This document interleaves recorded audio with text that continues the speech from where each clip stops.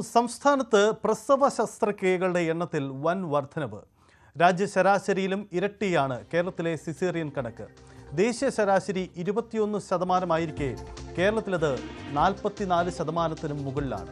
2006 അപേക്ഷിച്ച് ദേശീയ ശരാശരിയിലും വമ്പൻ കുതിച്ചുചാട്ടമാണ് ഉണ്ടായത്. 2006 8.5% 2021 കണക്കനുസരിച്ച് 21% ഉയർന്നു. ലോകാരോഗ്യ സംഘടന അടിയന്തര സാഹചര്യങ്ങളിലാണ് സിസേറിയൻ ശുപാർശ ചെയ്യുന്നതെങ്കിൽ കേരളത്തിൽ മറ്റു പല സാഹചര്യങ്ങളും കാരണമാക്കി സിസേറിയൻ നടത്തുന്നുവെന്നാണ് പഠനങ്ങൾ തെളിയിക്കുന്നത്. സ്വകാര്യ ആശുപത്രികളുടെയും ഇൻഷുറൻസ് കമ്പനികളുടെയും കച്ചവട താൽപ്പര്യങ്ങളാണ് സിസേറിയൻ കണക്ക് കൂടുന്നതിന് ഒരു കാരണം. കൊല്ലം, പത്തനംതിട്ട, ആലപ്പുഴ, ഇടുക്കി, എറണാകുളം ജില്ലകളിലാണ് പ്രസവ ശസ്ത്രക്രിയകളുടെ എണ്ണം ഏറ്റവും കൂടുതൽ. ഇത് 50%-നും മുകളിലാണ്. സംസ്ഥാന ശരാശരി 44%-ആണെങ്കിൽ ഇപ്പോൾ സൂചിപ്പിച്ച ഈ ജില്ലകളിൽ അത് 50%-നും മുകളിലാണ്. എന്നാൽ കേരളത്തിൽ ഏറ്റവും അധികം പ്രസവം നടക്കുന്ന മലപ്പുറം ജില്ലയിലാണ് ശസ്ത്രക്രിയാ നിരക്ക് ഏറ്റവും കുറവ് എന്നതും ശ്രദ്ധേയമാണ്. എന്താണ് ഇതിൻ്റെ കാരണം? ഇതുണ്ടാക്കുന്ന ആരോഗ്യ പ്രശ്നങ്ങൾ വിശദമായി പരിശോധിക്കാം. അതിനു മുമ്പ് എന്താണ് സംസ്ഥാനത്തിൻ്റെ ഈ കണക്ക്? അതിൻ്റെ വിശദാംശങ്ങളിലേക്ക് കടക്കാം. സാരംഗ് സുധാകരൻ നമുക്കൊപ്പമുണ്ട്. സാരംഗ്, ഞെട്ടിക്കുന്ന കണക്കാണ്. കേരളത്തിൽ കുറേ നാളുകളായി സിസേറിയൻ്റെ എണ്ണം കൂടുന്നു എന്നത് പുറത്തു വരുന്ന വാർത്തകളാണ്. പക്ഷേ ഇതിപ്പോൾ 44%-ലേക്ക് ഉയരുകയാണ്. രാജ്യത്തിൻ്റെ ശരാശരി 21% എന്നിരിക്കെയാണ് നമുക്ക് ഇരട്ടിയിലധികം വരുന്ന ഒരു കണക്കുണ്ടാവുന്നത്. എന്താണ് ഈ മേഖലയിൽ ഉണ്ടാകുന്ന സാഹചര്യങ്ങൾ? ഇൻഷുറൻസ് കമ്പനികളുടെയും സ്വകാര്യ ആശുപത്രികളുടെയും ഒക്കെ തീരുമാനവും ഇടപെടലും ഇതിനൊരു കാരണമെന്ന് പറയുന്നുണ്ട്. ഒപ്പം കേരളത്തിൻ്റെ സാമൂഹ്യ സാഹചര്യങ്ങളും ഇഷ്ടപ്പെട്ട ദിവസം പ്രസവം നടത്താൻ ഉള്ള ആളുകളുടെ ആഗ്രഹവും ഒക്കെ ഇതിന് കാരണമാവുന്നുണ്ടോ? എന്താണ് ഈ കണക്കിൻ്റെ വ്യത്യസ്തത? തീർച്ചയായും സാധിച്ച അങ്ങനെ ഒരു സാഹചര്യം ഇതിനൊപ്പം തന്നെ കൂട്ടി വായിക്കേണ്ടതുണ്ട്. കാരണം സ്വകാര്യ ആശുപത്രികളുടെയും ഇൻഷുറൻസ് കമ്പനികളുടെയും താല്പര്യങ്ങൾ ഇതിൻ്റെ ഭാഗമാകുന്നുണ്ടെങ്കിൽ പോലും അതിനൊപ്പം തന്നെ നമുക്ക് കണക്കാക്കേണ്ട മറ്റൊരു കാര്യം എന്ന് പറയുന്നത് പുതുതലമുറ, അതായത് നിലവിലെ തലമുറ ഈ ഒരു സാധാരണ പ്രസവത്തോട് ഇത്തരത്തിലുള്ളൊരു ഭയം, അതായത് ഇത്രയും വലിയൊരു വേദന സഹിച്ചുകൊണ്ടുള്ളൊരു പ്രസവത്തോടുള്ള ഭയം ഇത് ഇത്തരത്തിലുള്ളൊരു ശസ്ത്രക്രിയ പ്രസവത്തിലേക്ക് കാര്യങ്ങൾ എത്തിക്കാനുള്ള സാഹചര്യം ഒരുക്കിയിട്ടുണ്ട്. കാരണം ഇങ്ങനെ സിസേറിയൻ ചെയ്തുകൊണ്ട് പ്രസവം എടുക്കുന്ന ഡോക്ടർമാരെ അന്വേഷിച്ച് കണ്ടെത്തി അവരെ ഡേറ്റ് അടക്കം ഫിക്സ് ചെയ്ത് സാധാരണ ഒരു സർജറി പോലെ പ്രസവം എടുക്കുന്ന ഒരു സാഹചര്യം, അതായത് ശസ്ത്രക്രിയ വഴി പ്രസവം എടുക്കുന്ന ഒരു സാഹചര്യം സംസ്ഥാനത്ത് നിലനിൽക്കുന്നുണ്ട്. മാത്രമല്ല ഇപ്പോൾ ഈ ഒരു നമ്മുടെ ആരോഗ്യപരമായ പ്രശ്നങ്ങൾ പലതും, അതായത് പുതുതലമുറ ഈ ഒരു ജീവിതശൈലി രോഗങ്ങളും മറ്റും അടിമപ്പെടുകയാണ്. അത്തരത്തിലുള്ളൊരു ഈ ഒരു ആരോഗ്യക്കുറവും ഈ ഒരു ഡോക്ടർമാർക്ക് ഇങ്ങനെ ഒരു ഈ ഒരു ശസ്ത്രക്രിയ ഈ പ്രസവത്തിലേക്ക് കാര്യങ്ങൾ കൊണ്ടുപോകേണ്ട ഒരു സാഹചര്യമുണ്ട്. ഇതൊരു സങ്കീർണമായൊരു വിഷയമാണ്. ഇതിൽ സർക്കാർ ഇതിൽ കൃത്യമായൊരു ഇടപെടൽ നടത്തുന്നില്ല എന്നതാണ് കൂടുതൽ നമ്മൾ ഈ ഒരു വിഷയത്തിൻ്റെ ഗുരുതരാവസ്ഥ മനസ്സിലാക്കാൻ നമുക്ക് സാധിക്കുന്നത്. കാരണം ഇത്തരത്തിലൊരു ഉയർന്ന ശസ്ത്രക്രിയ പ്രസവത്തിൻ്റെ നിരക്ക് കാലങ്ങളായി, അതായത് വർഷങ്ങളായി ഒരേ നിരക്കിൽ തന്നെ ദേശീയ ശരാശരിയേക്കാൾ ഉയർന്നു തന്നെ നിൽക്കുന്ന ഒരു സാഹചര്യമുണ്ട്. പക്ഷേ ഈ ഒരു കാര്യത്തിൽ മാത്രം കൃത്യമായൊരു ഇടപെടൽ സർക്കാരിൻ്റെ ഭാഗത്ത് ഒരു പഠനമടക്കം നടത്തിയിട്ടില്ല എന്നത് ശ്രദ്ധേയമാണ്. മാത്രമല്ല ഇതിൽ മറ്റ് സ്വകാര്യ ആശുപത്രികളടക്കമുള്ള ഈ ഒരു ആശുപത്രികളും ഒപ്പം തന്നെ ഇൻഷുറൻസ് കമ്പനികളടക്കമുള്ളവരുടെ താല്പര്യങ്ങളും ഇതിൽ ഉൾപ്പെടുന്നുണ്ട്. കാരണം ഇത് മുഴുവൻ തുകയും ഇൻഷുറൻസിൽ നിന്ന് ലഭിക്കും. അത് ശസ്ത്രക്രിയ ആയാലും അല്ലെങ്കിൽ നോർമൽ ഡെലിവറി ആണെങ്കിൽ പോലും മുഴുവൻ തുകയും ലഭിക്കും. അപ്പോൾ അനാവശ്യമായി എന്തിന് വേദന സഹിക്കണമെന്നും സാമ്പത്തികമായി ഈ ഇത്തരത്തിലൊരു കവറേജ് ലഭിക്കുമ്പോൾ എന്തുകൊണ്ട് അങ്ങനെ നോർമൽ ഡെലിവറിക്ക് സാഹചര്യം ഒരുക്കേണ്ട കാര്യമില്ലല്ലോ, ഇത്തരത്തിൽ ശസ്ത്രക്രിയ നടത്തി കുഞ്ഞിനെ പുറത്തേക്ക് എടുത്താൽ മതിയല്ലോ എന്നുള്ള ഈ ഒരു പുതുതലമുറയിലെ മാതാപിതാക്കളുടെ ഒരു ചിന്താഗതി അടക്കം ഇതിൽ നമ്മൾ എടുത്തു പറയേണ്ട ഒന്നാണ്. മാത്രമല്ല ഇതിൽ മറ്റൊരു പ്രധാനപ്പെട്ട കാര്യം എന്ന് പറയുന്നത് സർക്കാർ മേഖലകളിൽ ഈ ഒരു രാത്രി അടക്കം ഈ ഒരു അടിയന്തര ഘട്ടത്തിലൊരു പ്രസവം നടത്താനുള്ള ഒരു സാഹചര്യം അടിസ്ഥാന സൗകര്യങ്ങളിൽ എല്ലാ സംസ്ഥാനങ്ങളിലെ മെഡിക്കൽ കോളേജുകളിലും സർക്കാർ ആശുപത്രികളിലും നിലവിലില്ല. ഈ ഒരു അടിസ്ഥാന സൗകര്യങ്ങളുടെ അപര്യാപ്തതയാണ് ഇങ്ങനെയൊരു ശസ്ത്രക്രിയ പ്രസവത്തിലേക്ക് സർക്കാർ ആശുപത്രികളിലടക്കം ഈ ഒരു നിരക്ക് കൂടാനുള്ളൊരു കാരണം. കാരണം ഇത്തരത്തിലൊരു പെട്ടെന്നൊരു അടിയന്തരാവസ്ഥ ഒരു അടിയന്തര ഘട്ടം വന്നാൽ പെട്ടെന്ന് ആ കുട്ടിയെയും അല്ലെങ്കിൽ അമ്മയും കുഞ്ഞിനെയും ഇത്തരത്തിലൊരു മറ്റൊരു ആശുപത്രിയിൽ സ്വകാര്യ ആശുപത്രിയിലേക്ക് മാറ്റേണ്ട സാഹചര്യം വരും. അത് കൂടുതൽ വിവാദങ്ങൾക്കും മറ്റ് പ്രശ്നങ്ങൾക്കും വഴിവെക്കും. അപ്പോൾ ഈ അത്തരം കാര്യങ്ങൾ ഒഴിവാക്കാൻ സർക്കാർ ആശുപത്രിയിലെ ഡോക്ടർമാർ അടക്കം ഇങ്ങനെ ഈ ഒരു സിസേറിയൻ ഡെലിവറിക്ക് വേണ്ടി നിർദ്ദേശിക്കുന്നു. അതായത് ഇങ്ങനെ ഒരു പെട്ടെന്നൊരു ഇത് വന്നാൽ ഒരു സ്വകാര്യ ആശുപത്രിയിലേക്ക് പോകാൻ കഴിയാത്ത ഒരു കുടുംബമാണ്, അത്തരത്തിൽ സാമ്പത്തിക ഭദ്രത ഇല്ലാത്തൊരു കുടുംബമാണെന്നുണ്ടെങ്കിൽ ഇങ്ങനെ ഒരു ഉപായം മുന്നോട്ട് വയ്ക്കും. അപ്പോൾ കുടുംബത്തിനെ സംബന്ധിച്ചിടത്തോളം അത് സ്വീകാര്യമാണ്. കാരണം സുരക്ഷിതമായി കുഞ്ഞിനെ ഇത്തരത്തിൽ ശസ്ത്രക്രിയയുടെ ആണെങ്കിലും നോർമൽ ഡെലിവറിയുടെ ആണെങ്കിലും ലഭിക്കുക എന്നാണ് മാതാപിതാക്കളുടെ പ്രധാനപ്പെട്ട ലക്ഷ്യം. അതായത് അമ്മയ്ക്കും കുഞ്ഞിനും മറ്റു പ്രശ്നങ്ങളൊന്നും തന്നെ ഉണ്ടാകരുത് എന്ന് മാത്രമാണ് മാതാപിതാക്കന്മാരെ സംബന്ധിച്ചിടത്തോളമുള്ള പ്രധാനപ്പെട്ട കാര്യം. പക്ഷേ ഇതിൽ ഈ ഒരു സർക്കാർ സംവിധാനങ്ങൾ കൂടുതൽ ശക്തിപ്പെടുത്തുകയാണെന്നുണ്ടെങ്കിൽ ഈ ഒരു ഇത്തരത്തിലുള്ള പ്രവർത്തനങ്ങൾ ഒരു പരിധിവരെ കുറക്കാൻ പറ്റും. അതിൽ സർക്കാരിൻ്റെ ഇടപെടൽ കൃത്യമായി വേണമെന്നാണ് നമ്മൾ ഈ ഇത്തരത്തിൽ നോക്കുമ്പോൾ കാണുന്നത്. മാത്രമല്ല ഇതിനൊപ്പം കൂട്ടി വായിക്കേണ്ട മറ്റൊരു കാര്യം, സ്വകാര്യ ആശുപത്രികളിലടക്കം ഈ ഒരു ഇന്നേ ദിവസം ഇന്നേ സമയം, അതായത് പല നമ്മൾ നാളും മറ്റും ഒക്കെ നോക്കി പ്രസവം നടത്തുന്ന ഒരു സംഭവ വികാസം കേരളത്തിൽ പലയിടത്തും ഒറ്റപ്പെട്ട രീതിയിലാണെങ്കിൽ പോലും നമ്മൾ ശ്രദ്ധയിൽ കൊണ്ടുവന്നിട്ടുണ്ട്. പക്ഷേ അതും ഇപ്പോൾ കൂടി വരുന്നു എന്നാണ് നമുക്ക് മനസ്സിലാക്കാൻ കഴിയുന്നത്. അത്തരത്തിലാണ് ഈ ഒരു 44%, അതായത് പകുതിയോട് അടുക്കുന്നു ഈ ഒരു സിസേറിയൻ ശസ്ത്രക്രിയയിലൂടെയുള്ള ഈ ഒരു പ്രസവം എന്നൊരു ചികിത്സ. അതായത് ഈ ഒരു സ്വകാര്യ ആശുപത്രി ആയിക്കോട്ടെ സർക്കാർ ആശുപത്രി ആയിക്കോട്ടെ രണ്ടും ഒപ്പത്തിനൊപ്പമാണ് ഈ ഒരു നിരക്കിൽ എന്നാണ് മറ്റൊരു പ്രധാനപ്പെട്ട ഒരു കാര്യം. അതായത് ഈ ഒരു പല സമയങ്ങളിൽ പോലും സ്വകാര്യ ആശുപത്രികളിൽ നടന്ന ശസ്ത്രക്രിയ പ്രസവത്തിൻ്റെ നിരക്കിൽ മുകളിൽ സർക്കാർ ആശുപത്രിയിൽ കടന്നിട്ടുണ്ട്. 2013-14 അതിനുശേഷം 2020 ശേഷവും ഇതേപോലെ തന്നെ ഈ ഒരു സ്വകാര്യ ആശുപത്രികളേക്കാൾ കൂടുതൽ സിസേറിയനുകൾ സർക്കാർ ആശുപത്രിയിൽ നടന്നിട്ടുണ്ട്. 2 സാമ്പത്തിക വർഷങ്ങളിൽ ഇത് ഒപ്പത്തിനൊപ്പമായിരുന്നു. അതായത് ഇതിലൊരു സ്വകാര്യ ആശുപത്രി സർക്കാർ ആശുപത്രി എന്നൊരു വ്യത്യാസമില്ല. അതിൽ ഈ ഒരു ഇത്തരത്തിലുള്ള പല ഘടകങ്ങളാണ് ഇതിൽ സാഹചര്യം ഒരുക്കുന്നത്. മാത്രമല്ല ഈ ഒരു പുതുതലമുറയിൽപ്പെട്ട ആൾക്കാരുടെ പല ആരോഗ്യക്കുറവുകളും ഇതിൽ ഘടകമാകുന്നുണ്ട്. മാത്രമല്ല ഒരു ട്രെൻഡ് നിലനിൽക്കുന്നുണ്ട്. ഇത്തരത്തിലുള്ളൊരു ഈ ഒരു സമയത്ത് പ്രസവിക്കാൻ അല്ലെങ്കിൽ ഈ ഒരു ഇത്തരത്തിലുള്ള ബുദ്ധിമുട്ടുകളൊന്നും വേണ്ട, ഇത്തരം വേദന സഹിക്കാൻ വയ്യ, അങ്ങനെയുള്ള ട്രെൻഡും അങ്ങനെ കൂട്ടി വായിക്കുകയാണെന്നുണ്ടെങ്കിൽ ഇതിൽ സർക്കാരിന് ഒരു കൃത്യമായ ഒരു ഇടപെടൽ ആവശ്യമുണ്ട്. കാരണം ഇങ്ങനെയുള്ള ഈ ഇത്തരത്തിലുള്ള ശസ്ത്രക്രിയകളിലൂടെ കുട്ടികൾ ജനിക്കുമ്പോൾ അത് അനാവശ്യമായ രീതിയിൽ സിസേറിയൻ മാതാപിതാക്കളും ഡോക്ടർമാരും ചൂസ് ചെയ്യുമ്പോൾ അത്തരത്തിലുള്ള കുട്ടികൾക്കും അമ്മയ്ക്കും ഭാവിയിൽ ഉണ്ടാകുന്ന മറ്റ് ബുദ്ധിമുട്ടുകളും എടുത്തു പറയേണ്ടതാണ്. കാരണം ഇത്തരത്തിൽ മറ്റേ ശസ്ത്രക്രിയകൾ മറ്റും നടത്തുമ്പോൾ അതുമായി ബന്ധപ്പെട്ടുണ്ടാകുന്ന കോംപ്ലിക്കേഷൻസുകൾ വലുതാണ്. അത്തരത്തിലുള്ള സാഹചര്യം കൂടി സർക്കാർ വിലയിരുത്തി ഇതിലൊരു ഇടപെടലിൻ്റെ ആവശ്യം വളരെ ആവശ്യമായി നിലനിൽക്കുകയാണ്. സജിത്, അതാണ് സാഹചര്യം. എന്തായാലും സംസ്ഥാനത്തിൻ്റെ കണക്ക് വളരെ രീതിയിൽ ഉയരുന്നു. എന്താണ് ഇതിൻ്റെ കാരണം എന്നത് വിശദമായ ഒരു പഠനത്തിന് വിധേയമാക്കണം. ഒപ്പം ഇതുണ്ടാക്കുന്ന ആരോഗ്യ പ്രശ്നങ്ങളും ചെറുതല്ല. ഡോക്ടർ തസ്ലീം ഷിഹാബുദ്ദീൻ നമുക്കൊപ്പമുണ്ട്, ഗൈനക്കോളജിസ്റ്റ് കൂടിയാണ് അവർ. ഡോക്ടർ തസ്ലീം, ഈ വിഷയത്തിൽ നമുക്കറിയാം ഇത് പല ഇൻഷുറൻസ് കമ്പനികളുടെയും ആശുപത്രികളുടെയും ഒക്കെ ഒരു പ്രേരണ ഇതിന് ഘടകമാവാം. പക്ഷേ അതിനുമപ്പുറം ഇത് ആഗ്രഹിച്ചു വരുന്ന സിസേറിയൻ മാത്രം മതി എന്ന് ഡോക്ടർമാരോട് സജസ്റ്റ് ചെയ്യുന്ന ചില പേഷ്യൻസ് എങ്കിലും ഉണ്ടാവും, ചില അമ്മമാരെങ്കിലും ഉണ്ടാവും. യഥാർത്ഥത്തിൽ ഇതുണ്ടാക്കുന്ന ആരോഗ്യ പ്രശ്നങ്ങളും ഭാവിയിലെ ആരോഗ്യ പ്രശ്നങ്ങളും അമ്മയ്ക്കും കുഞ്ഞിനും ഉണ്ടാക്കാവുന്ന റിസ്ക്കും എത്ര കണ്ട് വലുതാണ്? ഇത് തിരിച്ചറിയാതെ പോയാണോ പലപ്പോഴും ആളുകൾ ഇത് ചൂസ് ചെയ്യുന്നതിൻ്റെ കാരണം?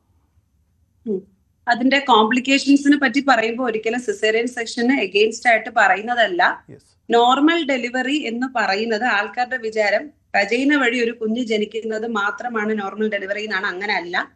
ഡെലിവറി കഴിഞ്ഞ് അമ്മയും കുഞ്ഞും വളരെ സേഫ് ആയിട്ട് ഡിസ്ചാർജ് ആയി പോയി ലോങ് ലൈഫിൽ കുഞ്ഞും അമ്മയും സേഫ് ആയിട്ടിരിക്കണം. അതിനെ മാത്രമേ നമുക്കൊരു നോർമൽ ഡെലിവറി എന്ന് പറയാൻ പറ്റൂ.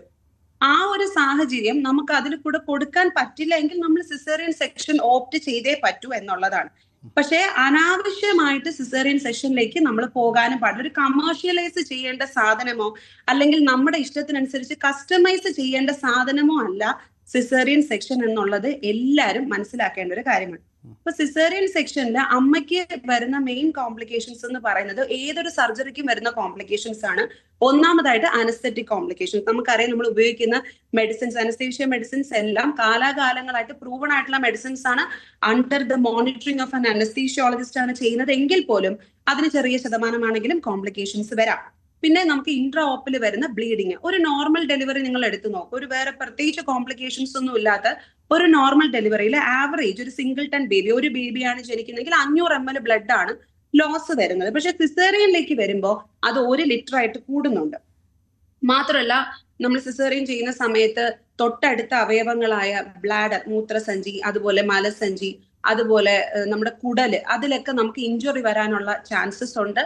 അറിയാതെ എങ്ങാനും ആണെങ്കിൽ പോലും ബ്ലഡ് വെസൽസിൽ നിന്ന് എന്തെങ്കിലും ഒരു കട്ട് സംഭവിച്ചാൽ അതിന് ടൊറൻഷ്യലി ബ്ലീഡ് ചെയ്യാനുള്ള സാധ്യതയുണ്ട്. ഇൻട്രാ ഓപ്പ് ബ്ലീഡിങ് കൂടാനുള്ള ചാൻസസ് ഉണ്ട്. ഇൻഫെക്ഷൻസ് ഉള്ള ചാൻസസ് നോർമൽ ഡെലിവറിയെക്കാളും കൂടുതലാണ്. അതുപോലെ തന്നെ ഡെലിവറി കഴിഞ്ഞ് ഈ അമ്മയ്ക്ക് റിക്കവറി പീരീഡ് വളരെ കൂടുതലാണ് when compare to a normal delivery. Normal delivery കഴിയുമ്പോൾ അമ്മയ്ക്ക് ഒരു വിത്തിൻ ഒരു എന്താ പറയാ, അപ്പൊ തന്നെ എഴുന്നേക്കാം, അവരവരുടെ കാര്യങ്ങൾ നോക്കാം, ടോയ്ലറ്റിൽ പോകാം. പക്ഷെ ഇതുപോലെ അല്ല. സിസേറിയൻ ആകുമ്പോൾ she will take time to recover. അപ്പൊ അമ്മയ്ക്ക് അത്രയും കുഞ്ഞിനെ കെയർ ചെയ്യാൻ പറ്റില്ല, ബാക്കിയുള്ളവരിൽ നമുക്ക് ഡിപ്പെൻഡ് ചെയ്യേണ്ടി വരുന്നു. ഇങ്ങനത്തെ പല കണ്ടീഷൻസ് കൊണ്ടും സിസേറിയൻ എന്തുകൊണ്ടും നോർമലിനെക്കാളും കുറച്ചുകൂടെ ദുർഘടമാണെന്ന് പറയേണ്ടി വരും. പക്ഷെ എന്നിരുന്നാൽ പോലും നമുക്ക് വജൈനൽ ഡെലിവറി കുഞ്ഞിനെ അമ്മയും ഹെൽത്തി ആയിട്ട് നമുക്ക് സൊസൈറ്റിയിലേക്ക് ഇറക്കി വിടാൻ പറ്റില്ല എന്നുണ്ടെങ്കിൽ ഡെഫിനറ്റീവ് ആയിട്ട് നമ്മൾ സിസേറിയനിലേക്ക് നമ്മൾ പോയേ പറ്റൂ. ഇത് പലപ്പോഴും ഡോക്ടർമാർ, യഥാർത്ഥത്തിൽ ഡോക്ടർമാരാണല്ലോ ഇതിന് നിർദ്ദേശം വെക്കുന്നത്.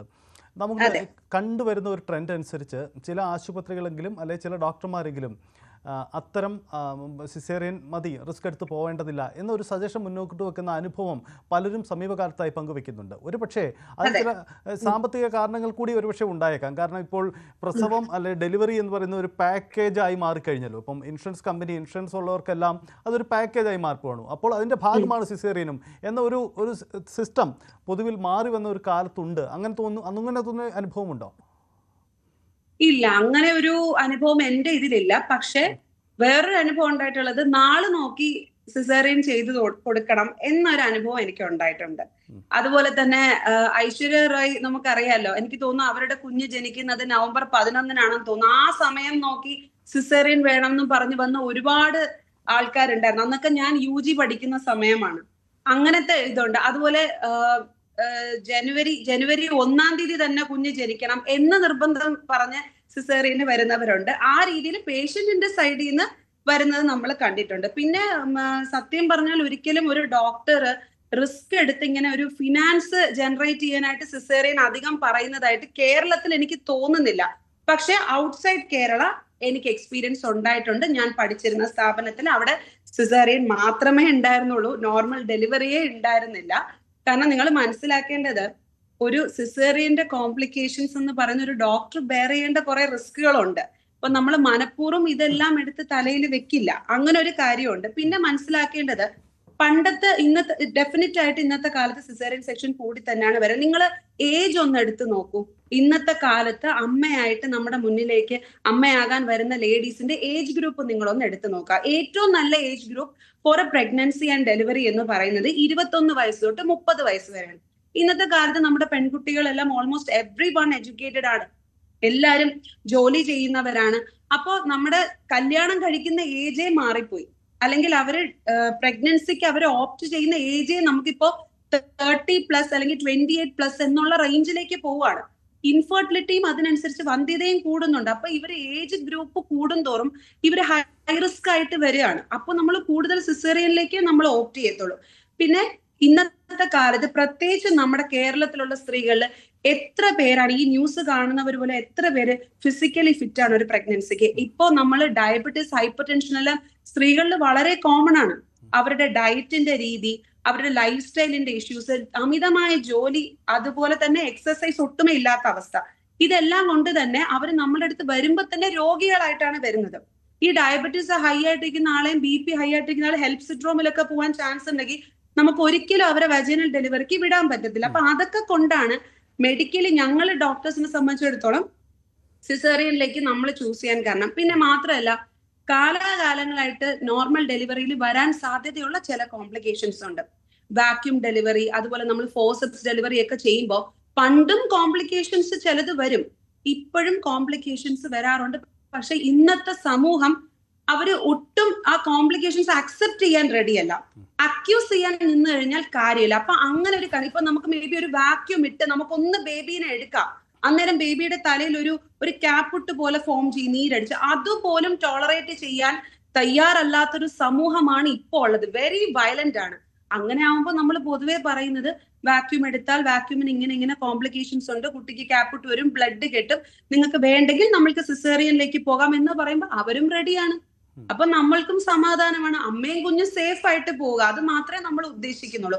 അല്ലാതെ അവിടെ ഒരു എന്താ പറയാ, കമേഴ്ഷ്യലൈസ് ചെയ്ത് പൈസ ജനറേറ്റ് ചെയ്യാനാണെങ്കിൽ വേറെ എന്തെല്ലാം വഴികൾ മെഡിക്കൽ ഫീൽഡിൽ തന്നെ സിസേറിയൻ തന്നെ നമുക്ക് ചൂസ് ചെയ്യേണ്ടതില്ല. ഡോക്ടർ, പക്ഷേ അത് പറയുമ്പോഴും നമുക്കറിയാം, ഈ കേരളത്തിന്റെയും ദേശീയ ശരാശരിയും നോക്കുമ്പോൾ കേരളത്തിലാണ് 44%, കേരളത്തിൽ നടക്കുന്ന ഈ പ്രസവത്തിൽ 44% സിസേറിയനാണ് എന്നതാണ് നമുക്ക് കണക്കുകൾ ലഭ്യമാവുന്നത്. എന്തുകൊണ്ടാണ് കേരളത്തിൽ മാത്രം ഇത് ഉയർന്നു നിൽക്കുന്നത് എന്നൊരു ചോദ്യമുണ്ട്. മലയാളികളുടെ എന്തെങ്കിലും പ്രത്യേക സാമൂഹ്യ ബോധത്തിൻ്റെയോ സാമൂഹ്യ സാഹചര്യമോ ആണോ അതിന് കാരണം, അല്ലെങ്കിൽ മറ്റെന്തെങ്കിലും മെഡിക്കൽ കാരണങ്ങൾ അതിനുണ്ടോ? എനിക്ക് അങ്ങനെ തോന്നിയിട്ടുണ്ട്. ഒന്നാമത്തെ കാരണം ഞാനിപ്പോ സ്റ്റേറ്റ് ചെയ്ത കാരണങ്ങളാണ്. നമ്മുടെ കേരളത്തിലുള്ള പെൺകുട്ടികൾക്ക് മെറ്റബോളിക് സിൻഡ്രോം വളരെ കോമൺ ആണ്. ഈ ന്യൂസ് കാണുന്ന വ്യക്തികളാവട്ടെ, ഞാനാവട്ടെ, ഈ ന്യൂസ് പ്രസന്റ് ചെയ്യുന്ന നിങ്ങളാവട്ടെ, നിങ്ങളുടെ പരിചയത്തിലെങ്കിലും 1-2 പെൺകുട്ടികളെങ്കിലും PCOD എന്ന് പറയുന്ന അസുഖം ഉള്ളവര് കാണും. അപ്പൊ ഇങ്ങനെ കുറെ കോംപ്ലിക്കേഷൻസ് നമ്മുടെ ഭക്ഷണ രീതിയുടെ കുഴപ്പമാണ്. മലയാളികൾ എന്തും കഴിക്കാൻ റെഡിയാണ്, എന്തും അവർ അക്സെപ്റ്റ് ചെയ്യാൻ റെഡിയാണ്. അതുപോലെ അല്ല മറ്റ് സംസ്ഥാനങ്ങളിലെ ആൾക്കാരെന്ന് പറയുന്നത്. കുറെ കൂടെ അവിടുത്തെ ലേഡീസ് ഫിസിക്കലി ഫിറ്റ് ആണെന്ന് തന്നെ പറയേണ്ടി വരും. പിന്നെ എനിക്ക് തോന്നുന്ന ഒരു കാര്യം, നമ്മുടെ കേരളത്തിന്റെ മെഡിക്കൽ മേഖലയില് ഡോക്യുമെന്റേഷൻ വളരെ സുപ്പീരിയർ ആണ് compared to any other states. ബാക്കി സ്റ്റേറ്റുകളിൽ ചിലപ്പം നമുക്ക് കൂടുതൽ സിസേറിയൻ സെക്ഷൻസ് നടക്കുന്നുണ്ടാവാം, ഇതൊക്കെ ഡോക്യുമെന്റ് ചെയ്യുന്നുണ്ടോ എന്ന് നമുക്ക് അറിയില്ലല്ലോ. എപ്പോഴും അസുഖം വരുമ്പോൾ ഏറ്റവും നല്ല രീതിയിൽ കോവിഡിനെ പ്രതിരോധിച്ച ഒരു സംസ്ഥാനമാണ് നമ്മുടെ സംസ്ഥാനം. പക്ഷെ അവിടെയും കേരളത്തിലായിരുന്നു ഏറ്റവും കൂടുതൽ കോവിഡ് കേസസ് ഉള്ളത്. അത് വേറൊന്നും കൊണ്ടല്ല, നമ്മൾ റെക്കോർഡ് ചെയ്യുന്ന അതിന്റെ ക്വാളിറ്റിയുടെ കാര്യമാണ്. നമ്മൾ മാറ്റേണൽ മോർട്ടാലിറ്റി ഏറ്റവും കുറവുള്ള സംസ്ഥാനം, അതുപോലെ ഇൻഫന്റ് മോർട്ടാലിറ്റി, ഈ നവജാത ശിശുവിന്റെ മരണം ഏറ്റവും കുറവുള്ള സംസ്ഥാനം നമ്മുടെ കേരളം തന്നെയാണ്. അപ്പൊ അതൊക്കെ കൊണ്ടാണ് ആ ഒരു അക്കം എന്ന് പറയുന്നത് പ്രൊജക്റ്റഡ് ആയി കാണിക്കുന്നതെന്നാണ് എന്റെ ഒരു വിശ്വാസം. ഡോക്ടർ, ഒരു കാര്യം കൂടി, നമുക്ക് ഈ വിഷയത്തിൽ സിസേറിയൻ്റെ കണക്ക് കൂടുന്നു, അത് ചെയ്താലുണ്ടാകുന്ന ആരോഗ്യ പ്രശ്നങ്ങൾ, ഈ വിഷയത്തിൽ യഥാർത്ഥത്തിൽ വലിയ പഠനങ്ങളോ ഒരു സർക്കാർ നിയന്ത്രണമോ ഒന്നും കൊണ്ടുവന്നിട്ടില്ല. സർക്കാർ മേഖലയിലും കൃത്യമായി തന്നെ ഈ പ്രസവ ശസ്ത്രക്രിയകൾ നടന്നു വരുന്നതുമുണ്ട്. അപ്പോൾ പബ്ലിക്കിനെ സംബന്ധിച്ച് ഒരു അവയർനെസ്സിൻ്റെ പ്രശ്നമുണ്ടോ? അല്ലെങ്കിൽ സർക്കാരിന് ഏതെങ്കിലും തരത്തിലൊരു ഇടപെടൽ, ആരോഗ്യവകുപ്പ് എന്തെങ്കിലും ഒരു ഇടപെടൽ ഇക്കാര്യത്തിൽ നടത്തേണ്ടതുണ്ടോ? അതല്ലെങ്കിൽ ഇതൊരു നോർമൽ പ്രൊസീജിയറാണ്, മാറിയ കാലഘട്ടത്തിൽ പുതിയ സാഹചര്യം എന്ന് കരുതണോ? അതെ അതെ, അതായത് ഇപ്പൊ താങ്കൾ ചോദിച്ച ഒരു വളരെ ഇമ്പോർട്ടന്റ് ആയിട്ടുള്ള ചോദ്യം എന്ന് പറയുന്നത് പാക്കേജസിന്റെ കാര്യവും ഇൻഷുറൻസിന്റെ കാര്യവും താങ്കൾ ചോദിച്ചു. അതായിരുന്നു നമ്മുടെ സിസേറിയൻ സെക്ഷന്റെ കൂടാനുള്ള കാരണമെങ്കിൽ ഗവൺമെന്റ് ആശുപത്രികളിലും ഇത് കൂടുന്നുണ്ട്. ഗവൺമെന്റ് ആലപ്പുഴയിലല്ലേ ഏറ്റവും കൂടുതൽ, ഒന്ന് ആലോചിച്ച് നോക്കിക്കേ. അപ്പൊ അത് സാഹചര്യം എന്ന് പറയുന്നത് നമ്മുടെ ഇന്റേണൽ സിസ്റ്റം, അതായത് ഒരു സ്ത്രീ ഡെലിവറിക്ക് വരുമ്പോ ആവറേജ് അവരൊരു 12-14 മണിക്കൂറോളം അവർ പ്രസവത്തിൽ കിടക്കുകയാണ്. അതുപോലെ നമുക്ക് എന്തോരം പേഷ്യൻസ് ആണ് ഗവൺമെന്റ് സെറ്റപ്പിൽ ഒരടിക്ക് ഇങ്ങ് വരുന്നേ. അപ്പൊ ഇതിൽ ഏത് പേഷ്യന്റ് ആണ് പെട്ടെന്ന് ഡയലേറ്റ് ആയി കുഞ്ഞു വെളി വരുന്നത്, ആർക്കാണ് കോംപ്ലിക്കേഷൻ വരുന്നത്, ഇവരെ എല്ലാം ഒരേ രീതിയിൽ നോക്കാൻ ഒറ്റ ഡോക്ടറിനോ 2 ഡോക്ടറിനോ 3 ഡോക്ടറിനോ പറ്റത്തില്ല. നമ്മൾ കൂടുതൽ ആൾക്കാരെ റിക്രൂട്ട് ചെയ്ത് നമ്മുടെ ഇന്റേണൽ സിസ്റ്റം നമ്മൾ കുറെ കൂടെ സ്ട്രോങ് ആക്കേണ്ട ആവശ്യമുണ്ട്. അതല്ല എന്നുണ്ടെങ്കിൽ ഒരിക്കലും നിങ്ങളൊന്ന് ഇമാജിൻ ചെയ്യുമ്പോൾ ഒരമ്മ 10 മക്കളെ നോക്കുന്നതും ഒരമ്മ 2 കുഞ്ഞുങ്ങളെ നോക്കുന്നതും തമ്മിൽ വ്യത്യാസമുണ്ട്. അതുപോലെ തന്നെയാണ് ഓൾസോ ഒരു ഡോക്ടർ ഒരു ഡെലിവറി എടുത്തു കഴിയുമ്പോൾ, ഒരു പ്രസവം എടുത്തു കഴിയുമ്പോൾ അവര് പ്രസവിച്ച ക്ഷീണം അവർക്ക് ഉണ്ടാവും. അത്രയും റിസ്ക് ആണ് ഒരു ഡെലിവറിക്ക്. അതുകൊണ്ട് നമ്മുടെ സർക്കാർ വഴി ഞാൻ പറയുന്നത് ഇന്റേണൽ സിസ്റ്റം സ്ട്രോങ് ആക്കണം. നഴ്സിംഗ് സ്റ്റാഫ് ആവട്ടെ, മെഡിസിൻസ് ആവട്ടെ, പാരാമെഡിക്സ് ആവട്ടെ, ഡോക്ടേഴ്സ് ആവട്ടെ, നമ്പർ ഓഫ് സ്റ്റാഫ്സ് കൂട്ടേണ്ട കാര്യമുണ്ട്. ശരി, വളരെ നന്ദി ഡോക്ടർ തസ്ലിം ഈ പ്രതികരിച്ചതിനാണ്. ഡോക്ടർ അനീഷ് TS, അദ്ദേഹം ആരോഗ്യ വിദഗ്ധൻ കൂടി നമുക്കൊപ്പം ചേരുന്നു. ഡോക്ടർ അനീഷ്, ദേശീയ ശരാശരിയേക്കാൾ കേരളത്തിൻ്റെ കണക്ക് ഉയർന്നിരിക്കുന്നു. അതായത് കേരളത്തിൽ നടക്കുന്ന പ്രസവങ്ങളുടെ 44% സിസേറിയൻ എന്ന കണക്കാണ്. ഇതിന് സാമൂഹ്യ സാഹചര്യങ്ങളാണോ അതല്ലെങ്കിൽ മറ്റ് സാമ്പത്തിക സാഹചര്യങ്ങളും മറ്റും ഇതിൽ പ്രതിഫലിക്കുന്നുണ്ടോ എന്നത് ഒരുപക്ഷെ പഠിക്കേണ്ട കാര്യമാണ്. ഇത് ഗൗരവത്തോടെ, എത്ര കണ്ട് ഗൗരവത്തോടെ നമ്മൾ കാണേണ്ടതുണ്ട്? അതല്ലെങ്കിൽ ഇതൊരു മാറികാലത്തിൻ്റെ സാഹചര്യമെന്ന് കണ്ട് നമ്മൾ വിട്ടാൽ മതിയോ? അതെ, തീർച്ചയായിട്ടും ഈ സിസേറിയൻ സെക്ഷൻ ഒരു പരിധിയിൽ കൂടുന്നത് നല്ല പ്രവണതയല്ല. അതെന്തായാലും നമ്മൾ നിരീക്ഷിക്കേണ്ട ഒരു കാര്യമാണ്. കാരണം സിസേറിയൻ സെക്ഷൻ ഓരോ തവണ സംഭവിക്കുമ്പോഴും അതിൻ്റെ അകത്ത് ഒരുപാട് മോർബിഡിറ്റി ഇൻവോൾവ് ആണ്. അതായത് ഒരു സുഖപ്രസവം നമ്മൾ പറയുന്നത്, പ്രസവം അത്ര സുഖകരമല്ലെങ്കിലും അത് കഴിഞ്ഞിട്ട് ഇറങ്ങുന്ന ഒരു സ്ത്രീ പൂർണ്ണ ആരോഗ്യത്തിലേക്ക് തിരിച്ചു വരാൻ എടുക്കുന്ന സമയവും സിസേറിയൻ കഴിഞ്ഞിട്ടൊരു സ്ത്രീ പൂർണ്ണ ആരോഗ്യത്തിലേക്ക് തിരിച്ചു വരാൻ എടുക്കുന്ന സമയവും രണ്ടാണ്. അപ്പൊ പ്രസവിക്കുന്ന സമയത്ത് ഒരു പക്ഷെ വേദന അറിയാതിരിക്കുക തുടങ്ങിയ ഗുണങ്ങൾ സിസേറിയൻ ഉണ്ടെങ്കിൽ പോലും ഒരുപാട് കാലം ഈ സ്ത്രീ കിടക്കയിൽ തന്നെ ആയി പോവുകയും അതിന്റെ ബുദ്ധിമുട്ട് കുഞ്ഞിനും ഈ സ്ത്രീക്കും ഉണ്ടാവുകയും അതിന്റെ കോംപ്ലിക്കേഷൻസ്, ഇൻഫെക്ഷൻസ് അതൊക്കെ വർദ്ധിക്കുകയും ചെയ്യുന്ന ഒരു സാഹചര്യമുണ്ട്. രണ്ടാമത്, തീർച്ചയായിട്ടും നേരത്തെ ഈ ചർച്ചയിൽ മിക്കവാറും സൂചിപ്പിച്ചിട്ടുണ്ടാവും, സിസേറിയൻ സെക്ഷന്റെ കോസ്റ്റ് എന്ന് പറയുന്നത് മറ്റേ നമ്മൾ സാധാരണയുള്ള ഡെലിവറിയുടെ കോസ്റ്റിനേക്കാൾ വളരെ കൂടുതലാണ്. അപ്പൊ അതിനകത്ത് ആരോഗ്യ ചെലവുകൾ വർദ്ധിക്കുന്നതിനത് കാരണമാകുന്നു. അത്തരത്തിൽ ഒരുപാട് സാമൂഹികവും സാമ്പത്തികവുമായിട്ടുള്ള ഇമ്പാക്ട് സിസേറിയൻ സെക്ഷനുണ്ട്.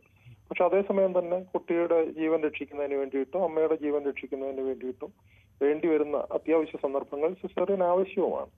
അതുകൊണ്ട് തന്നെ ഒരു 25 മുതൽ 35% വരെ സിസേറിയനൊക്കെ ഒരുപക്ഷെ വേണ്ടി വരുന്നുണ്ടാകാം, കുറച്ചുകൂടെ വലിയ ആശുപത്രികളൊക്കെ ആണെങ്കിൽ. പക്ഷെ അതിനു മുകളിലേക്ക് സിസേറിയൻ സെക്ഷൻ പോകുമ്പോൾ അതിനെന്താണ് കാരണം എന്നുള്ളത്, അതിൽ നമുക്ക് മാറ്റിവെക്കാവുന്നതോ ഒഴിവാക്കാവുന്നതോ കാരണങ്ങളുണ്ടോ, അതിനകത്ത് സാമ്പത്തിക താല്പര്യങ്ങളുണ്ടോ, ഈ പറഞ്ഞതുപോലെ കൂടുതൽ ഇപ്പൊ കേരളത്തിലൊക്കെ ആണെങ്കിൽ കൂടുതൽ ഡെലിവറി ഇപ്പോഴും ടെറിഷറി കെയർ സെന്ററിലാണ് നടക്കുന്നത്. അതിന്റെ ആവശ്യമുണ്ടോ എന്നുള്ളത് മറ്റൊരു ചർച്ചാ വിഷയമാണ്. പക്ഷെ എങ്കിൽ പോലും ഗവൺമെന്റിലാണെങ്കിൽ മെഡിക്കൽ കോളേജുകളിലും പ്രൈവറ്റിലാണെന്നുണ്ടെങ്കിൽ കോർപ്പറേറ്റ് ആശുപത്രികളിലുമാണ് കൂടുതൽ ഡെലിവറി നടക്കുന്നത്.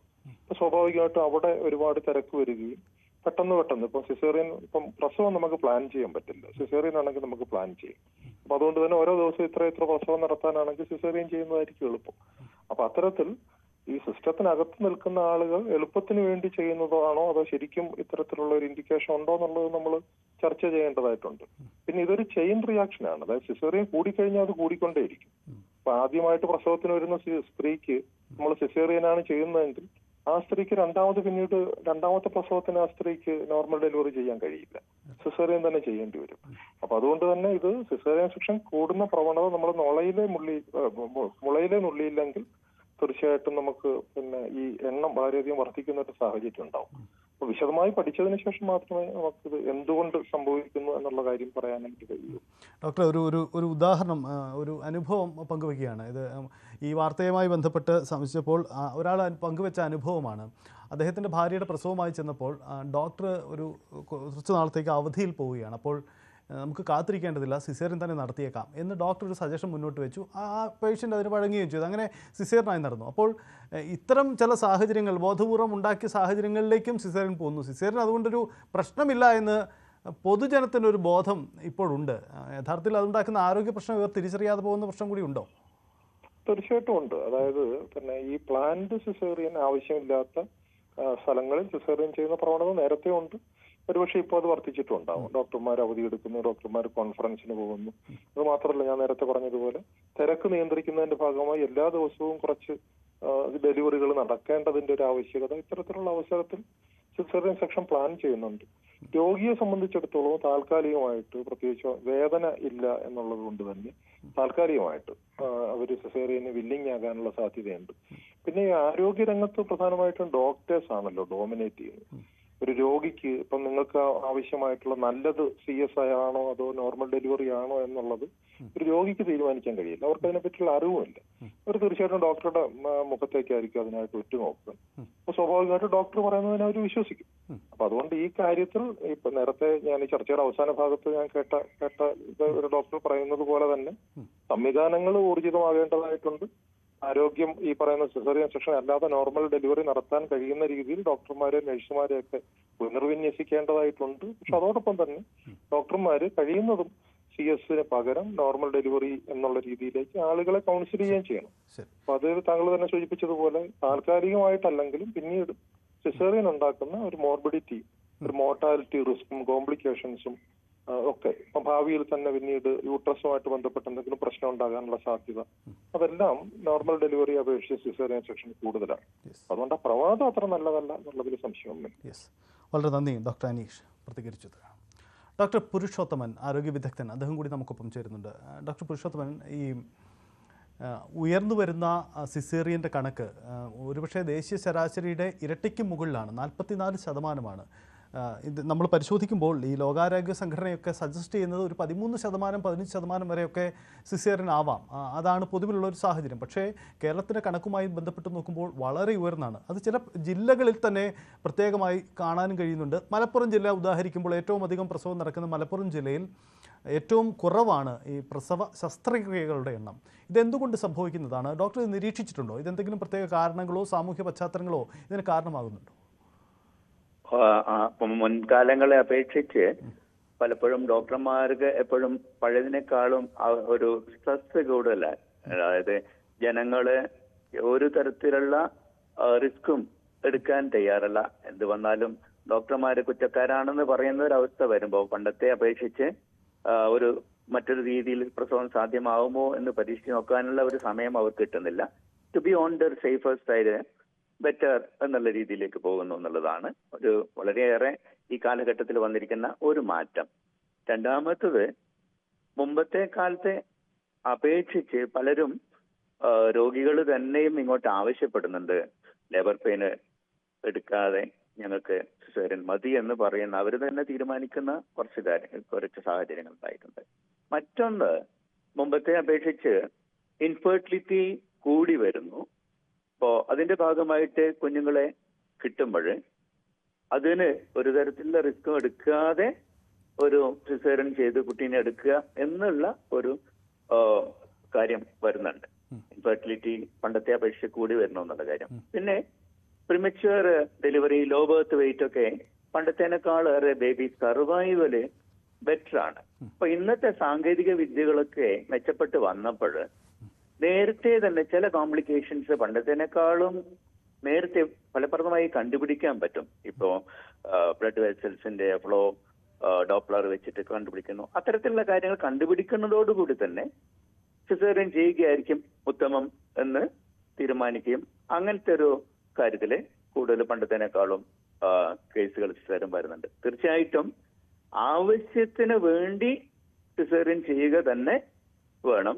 എങ്കിലും അനവസരത്തിലും ജനങ്ങളുടെ ആവശ്യത്തിനനുസരിച്ച് ചെയ്യുന്നതിലും അല്ലെങ്കിൽ ഒരു പ്രത്യേക ഡേറ്റിന് ചെയ്യുന്നതിലും ഒക്കെ വേണ്ടിയിട്ടുള്ള സിസേറിയന്റെ എണ്ണം കൂടുന്നത് തീർച്ചയായിട്ടും നിരുത്സാഹപ്പെടുത്തേണ്ട ഒരു കാര്യമാണ്. മറ്റൊരു കാര്യം നമ്മുടെ ഗവൺമെന്റ് സെക്ടറിൽ പ്രത്യേകിച്ച് എടുത്തു പറയാനുള്ളത്, വേണ്ടത്ര അനസ്തീഷ്യ കൊടുക്കുന്ന ഡോക്ടർമാരുടെ അഭാവം പലപ്പോഴും ഉണ്ടാവുന്നു. അതുകൊണ്ട് നമ്മൾ മിക്കപ്പോഴും നേരത്തെ രാവിലെ തന്നെയുള്ള അവസരങ്ങളിൽ സിസേറിയൻ ചെയ്ത് നിൽക്കുകയായിരിക്കും നല്ലത്. രാത്രിയും ഒക്കെ ചിലപ്പോൾ വിളിച്ചാൽ വരാനും ഡ്യൂട്ടിക്ക് ആൾക്കാർ കുറവുണ്ട്. അതൊരു സർക്കാർ തന്നെ മുൻകൈ എടുത്തുകൊണ്ട് അനസ്തെറ്റിഷ്യന്റെ പോസ്റ്റുകൾ കൂടുതൽ ക്രിയേറ്റ് ചെയ്യുകയും അതുണ്ടാവുകയും ചെയ്യുന്നത് ഇതിനെ ഒന്ന് കുറക്കാൻ നന്നാവുമെന്ന് എനിക്ക് തോന്നുന്നു. ഡോക്ടർ സൂചിപ്പിച്ചത് നേരത്തെ സർക്കാർ മേഖലകളിൽ അങ്ങനെ പ്ലാൻഡ് ആയി തന്നെ സിസേറിയൻ ആവാം എന്നൊരു തീരുമാനം ഉണ്ടായിരുന്നു, അങ്ങനെ തന്നെ ചെയ്തിരുന്നു എന്നാണ് ഉദ്ദേശിച്ചത്? അതല്ല, അതായത് നമ്മള് എല്ലാവരും ഉണ്ടാവുന്ന സമയങ്ങള് രാവിലത്തെ സമയങ്ങളിൽ മിക്കവാറും 7:45 8 മണി തൊട്ടുള്ള പീരീഡിൽ 2 മണി വരെ എല്ലാവരും ഉണ്ടാവുന്ന ഒരു അവസ്ഥയാണ്. മറ്റുള്ള സമയങ്ങളിൽ ഡ്യൂട്ടി വെച്ചിട്ടാണ് ചെയ്യുന്നത്.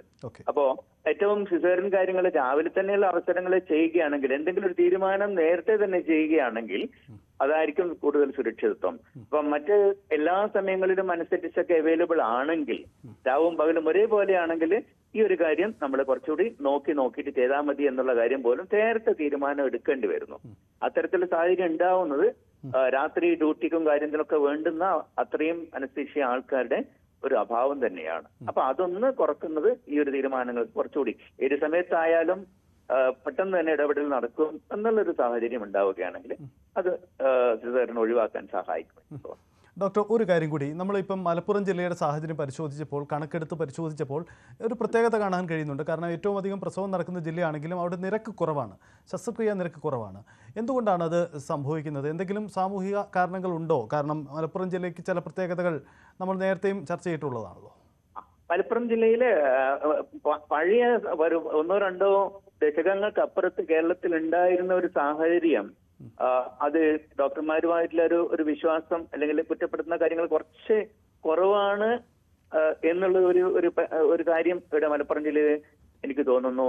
അത് ഡോക്ടർമാരുമായിട്ടുള്ള ബന്ധങ്ങളും വിശ്വാസങ്ങളും ഇത്തിരിയെങ്കിലും റിസ്ക് എടുക്കാനും ഒന്ന് പറഞ്ഞ് രണ്ടാമത്തെ ഡോക്ടർമാരുടെ കഴുത്തിന് പിടിക്കുന്ന ഒരു സാഹചര്യം കുറച്ച് കുറവാണ് ജില്ലയിൽ എന്ന് തോന്നുന്നു. അതായിരിക്കാം. യെസ്, എന്തായാലും ഡോക്ടർ, ഒരു കാര്യം, ഈ വിഷയത്തിൽ നമ്മൾ ഗൗരവത്തോടെ കണ്ട് ഏതെങ്കിലും തരത്തിൽ ഇതിലൊരു ഗവൺമെൻറ് തല ഇടപെടലിൻ്റെ ആവശ്യമോ അല്ലെങ്കിൽ ആ ഒരു അവയർനെസ്സിൻ്റെ പ്രശ്നങ്ങളോ കൂടി ഇതിൻ്റെ അകത്ത് ഉണ്ടാവുന്നുണ്ടോ? അങ്ങനെ അത്ര ഗൗരവത്തിൽ നമ്മളിതിനെ കാണേണ്ടതില്ലേ? തീർച്ചയായിട്ടും. അതായത് ഇതൊരു നല്ല ട്രെൻഡാണ് എന്ന് പറയാൻ പറ്റില്ല. ലോകം മുഴുവനും തന്നെയും സ്വാഭാവികമായിട്ടുള്ള രീതിയിൽ പ്രസവം നടക്കാൻ സാധ്യതയുണ്ടെങ്കിൽ അത് തന്നെ പ്രോത്സാഹിപ്പിക്കണം എന്നുള്ളത്. അതേ സമയത്ത് തന്നെ മറിച്ചും ആവരുത്.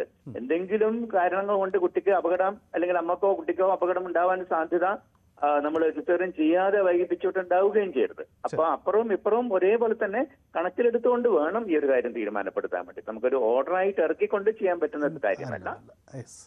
വളരെ നന്ദി ഡോക്ടർ പുരുഷോത്തമൻ പ്രതികരിച്ചതിന്. സംസ്ഥാനത്ത് ആശങ്കപ്പെടുന്ന സാഹചര്യം ഉണ്ടാവുന്നത് പ്രസവ ശസ്ത്രക്രിയകളുടെ എണ്ണത്തിൽ വലിയ വർധനമാണ്. 44%.